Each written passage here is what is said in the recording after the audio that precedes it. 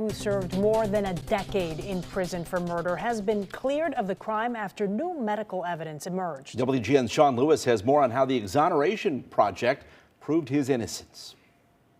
Good evening. The judge convicted Anthony Robinson nearly 10 years ago. Today, Robinson was back in the same judge's courtroom with new evidence that the judge this time said proved his innocence. I knew it was going to happen.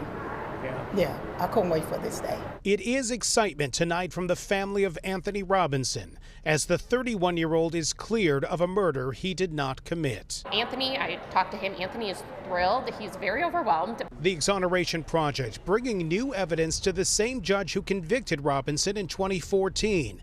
This security video from the New Year's Day 2013 shooting in Bronzeville shows 3 men running down the street, 2 of them being chased by the third. Both of the men were shot.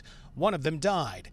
At the time, prosecutors said it was Robinson who was chasing those men and pulled the trigger. And while witnesses never positively identified Robinson in court and he recanted on the stand an earlier confession he made to police, the judge convicted Robinson, who was 22 at the time, and sentenced him to 55 years. He told them they didn't follow up. He told his lawyer he didn't follow up. No one would listen to Anthony.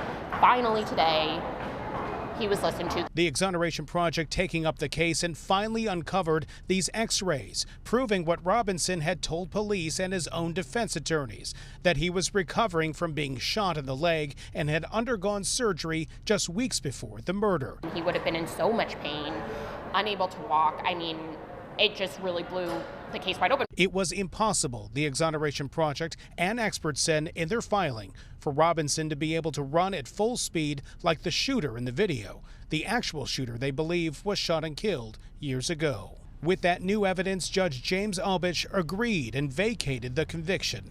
The state's attorney's office will not retry the case, opening the door to Robinson walking out a free man. He turned around.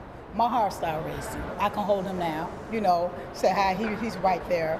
He's not behind bars. If people from the outset, I think, would do their jobs the right way and do what they're supposed to and investigate the case and listen when people talk and believe them and at least look into it, then maybe these things wouldn't happen and Anthony wouldn't have lost 11 years of his life.